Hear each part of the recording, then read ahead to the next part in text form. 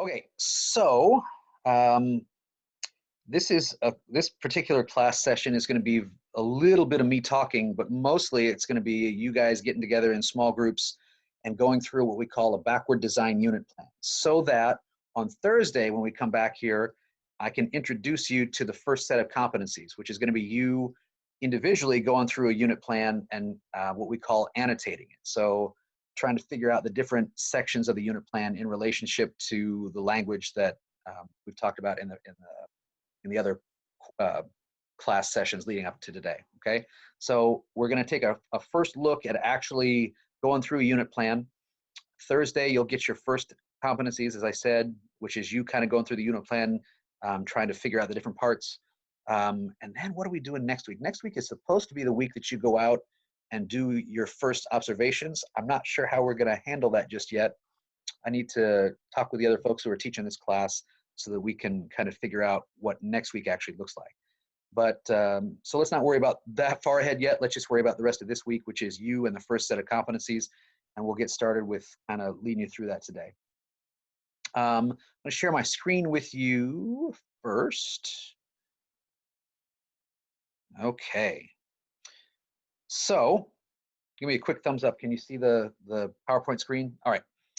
So here's the deal. Close your eyes and imagine this. It's the fall of 2024, which is not that far away, guys, when you are going to be out in your own classrooms teaching actual students.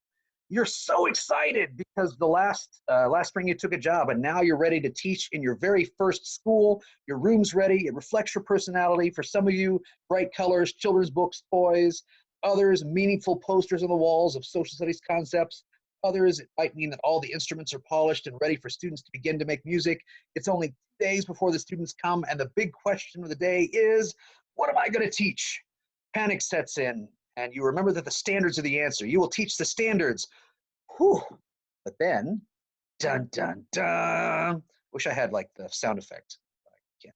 You look at the standards, and there are so many of them. However will you choose? In what order should they be taught? How long will you spend on each one? That's a good question.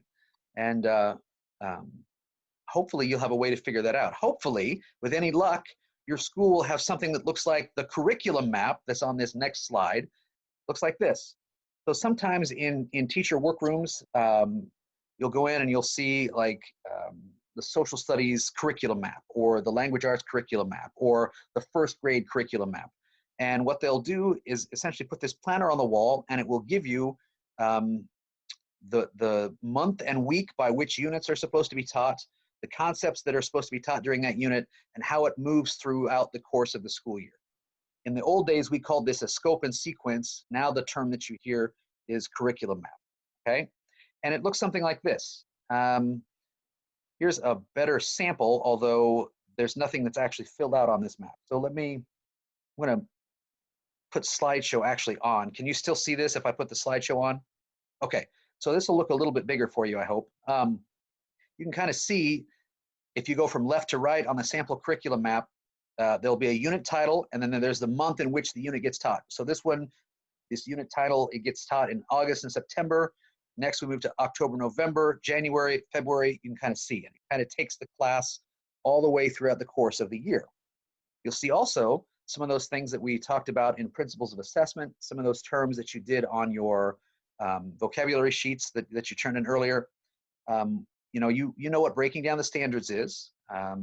Enduring understandings, essential and focused questions. What skills do you want students to know? And now we get into the idea of summative assessments, et cetera, formative assessments. And the final thing would be learning activities. So this scope and sequence, or this curriculum map, takes you through the order by which you should try to design things. Look at the standards first, figure out the goals for your students, what you want them to know, figure out how you're actually going to assess them. And then after the assessments are designed, you design the learning activities, okay? We call that backward design because you begin with the end in mind, okay? Backward design, begin with the end first, then you work your way backwards from there. And so this is a curriculum map for a backward design unit. The last thing that you design are actually the things that you teach your students first. It's a weird concept to think about, but it's actually best practice in terms of the education and what you deliver in your classroom, okay? Oops, I didn't mean to stop sharing that. meant to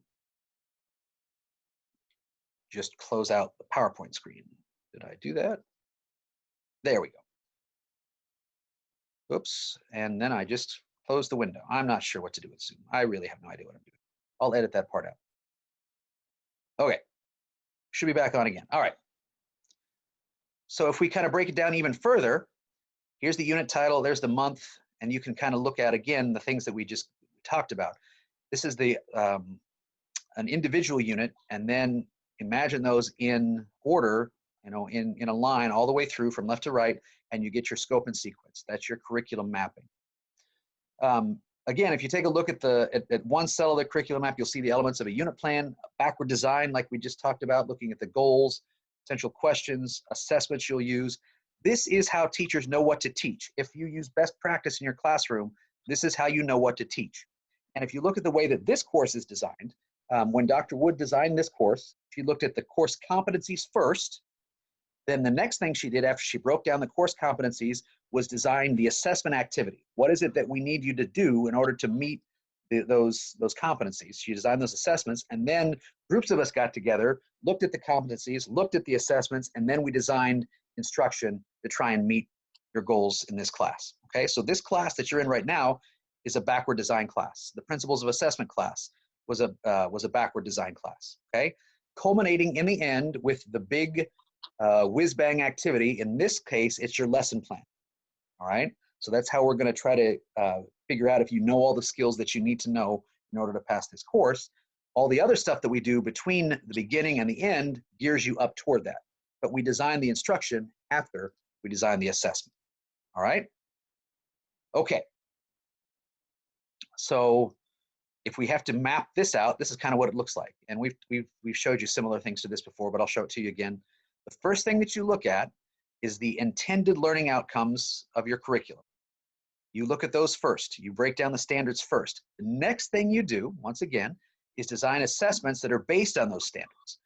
And that was, when you did that, that was the end of the first block course. That was the end of principles of assessment when you did that, okay? And then after that, what you do is what we're trying to teach you how to do in this course, designing the teaching and learning activities. So we're throwing stuff out at you, the work of Marzano, the work of Hattie, and eventually you're going to incorporate all of those things into your very own lesson plan at the end. Okay. That was an awful lot to throw at you here in just a few moments. So let me stop sharing. Are there questions about that so far? No. Okay. Hopefully those are things that you've heard before. I feel like a preacher when I'm throwing those out there. The gospel according to backward design. So next thing then, as I share my screen with you one more time. If we were meeting face-to-face, then what I would do right now is try to break you into like content areas. So social studies with social studies, first grade teachers with first grade teachers, etc. Well, we don't have the luxury of doing that. So what I am instead going to do is in a moment, I'm going to just break you into random groups of about 2 or 3 people. And what I want you to do then is to go to our course website, which looks like this. Go to the week 3 module of our course website, and you will see this page called In-Class Activities for April 7th. Okay, so when you click on that, you will see a website that I want you to click on to go to, and that will actually get you to the Colorado State education website, and there's a lot of sample backward design units there. Okay, so you'll click on some of those sample units and they'll kind of look like this. This happens to be a social studies unit. I'll run you through this one here in just a second. I should have flipped it back up to the top. Sorry. Can you see this as I'm flipping these PDF pages back up? Okay, so the first thing you'll notice is this front page. It's Colorado teacher authored instructional unit sample. The unit title is Securing the Blessings of Liberty. It's for a high school civics course. You look at the first page and it talks about the standards and the GLEs. Okay, these are Colorado standards, Colorado GLEs. Notice that the GLE code, where you find it in the actual Colorado standards document, is listed here on the front as well. So that's where the standards are. You can flip through some of the other things. Here's what these teachers want their students to understand by the end of the unit, okay?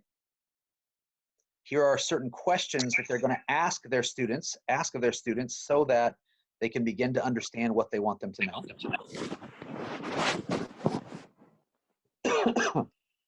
And in Colorado, what they call key skills is what we would call breaking down standards, or in some, you remember the I can statements that you did in the principles of assessment class? If they were to put I can in front of these statements, that's what they would be. So these are the skills they want their students to come out of this unit with. Evaluate how individuals and groups can effectively use the structure and functions of various levels of government. Analyze how cooperation and conflict influence the division and control of Earth. Okay? So then what they've done is they've taken those standards, they've broken them down, they've broken them into these skills, or what we would call I can statements, and then they designed their assessments. And where is it? There it is, right here. Here's the final project that everybody in this class is going to do for this unit. And the unit is listed as lasting 6 to 9 weeks. So here it is. Are you ready for an excellent adventure? Welcome to TTN Network. You and your crack news team are in charge of producing the next award-winning episode of our show, Time Travel News. Your team must investigate one domestic or foreign issue and trace the history of U.S. policy decisions and the social economic conditions that precipitated the decisions. And here's the actual thing that students need to create. Students will create a newscast that demonstrates the social and economic conditions and priorities of people related to an ongoing domestic or foreign issue.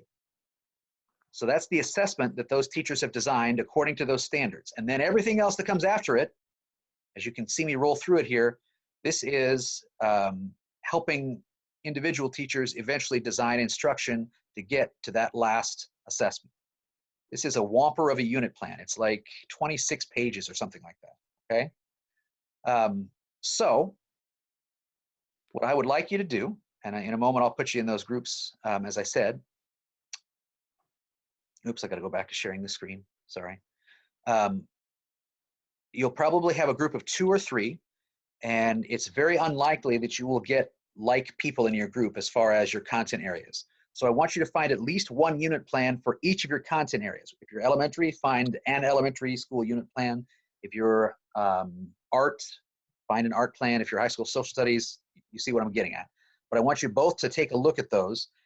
And then I want you to kind of speak to each other about these questions. What did you notice about the units? How do the units relate to what we have been studying in our courses this year? And how would you actually define backward design? I want you to kind of have those conversations among yourselves. And then we'll come back. I'm probably going to give you like 12 to 15 minutes or so in your smaller groups to break these down. We'll come back after that period of time, talk about these questions as a whole group. If you have any other questions, we'll ask them. And then after that, I will show you the assignment that I'm going to give to you on Thursday. I'll show you where to find it if you want to take a look at it early. And after that, we'll probably get out of Dodge, okay? All right, so I'm going to stop sharing. And now I'm going to create these breakout rooms. There are 14 of you here today. And so if I were to do 5 rooms, you'll either have 2 or 3 in your group, okay? And I'm going to start with like 12 minutes or so. That may not quite be enough time, but that's what we'll start with. And I want you to find at least one unit plan from each of your content areas to kind of go through, ask those questions of yourselves, and talk about those things. All right? Anybody have questions about what we're about to do? Okay, just me then. Excellent. I hope this works. I think you can share screens with each other. If not, hopefully you'll be able to call the things up on your same screen. I'm pretty sure you can share screens. So I'll create the rooms. I'll give you a 2-minute warning when we're about to be done, and then I'll call you back here in about 12-ish minutes or so. All right. See you in a little bit. All right, so I'll start the recording again. As we kind of come back into our full group,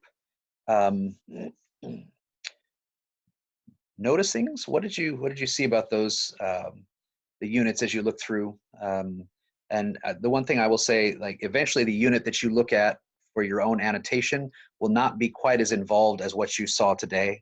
The units on the Colorado website, the ones that I've looked through anyway, are really pretty spectacular. Like if you want to emulate anything, those are probably the ones that you want to go to, at least of the things that I've seen. But what did you notice about those units? Anybody elementary wise? I haven't really looked at very many elementary units. Did they?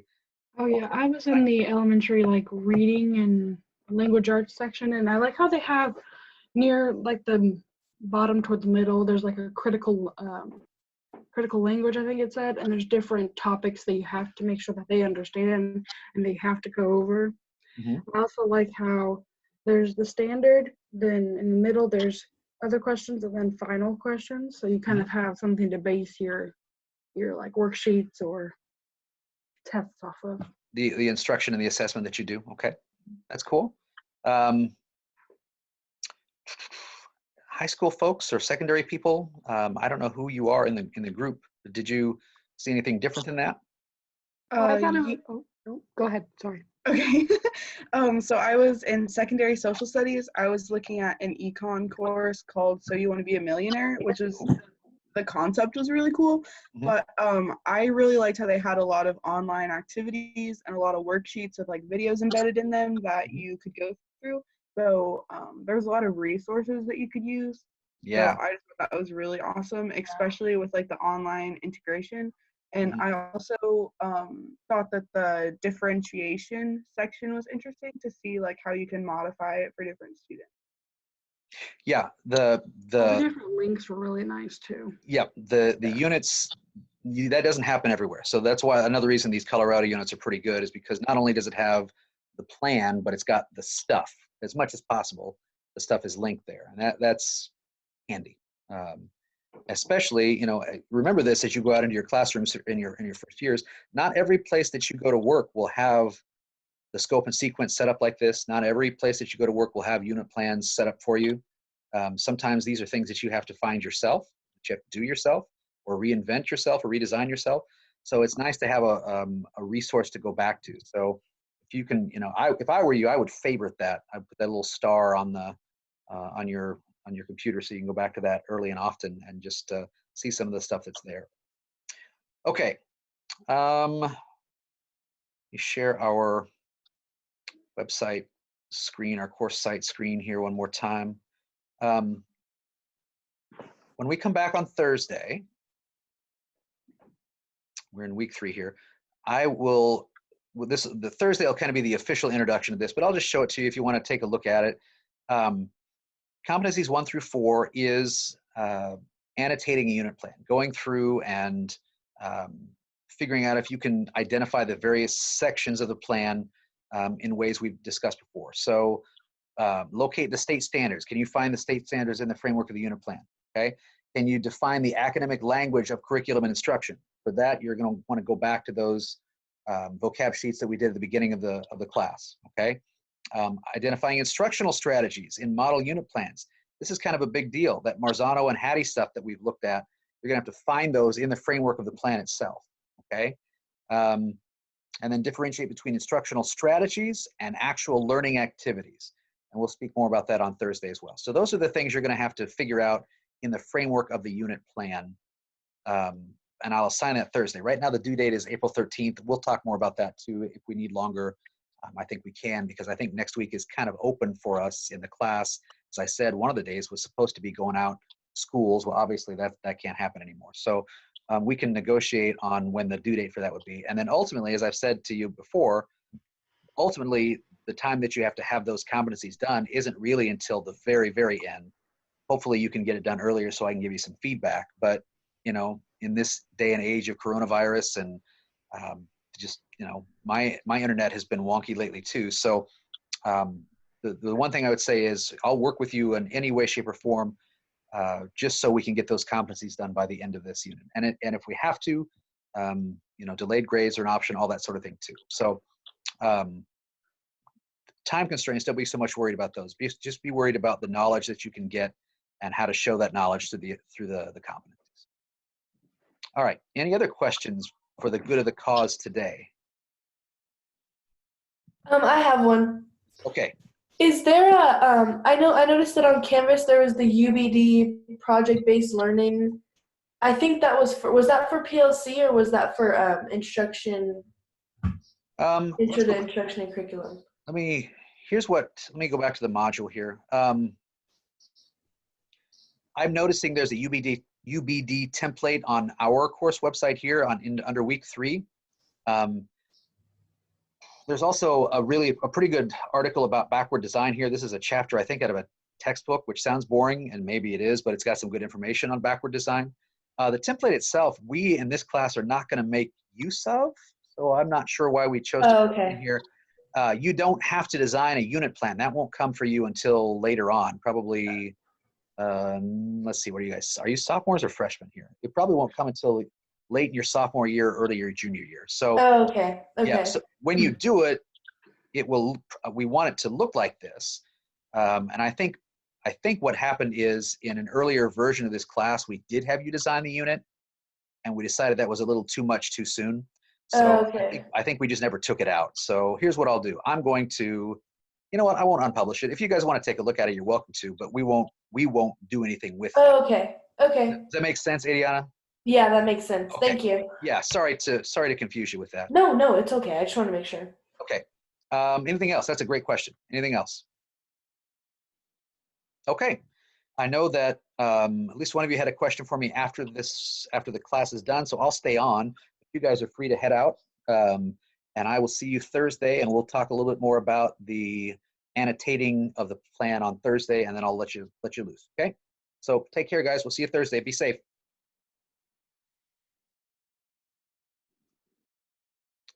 Let me stop the recording.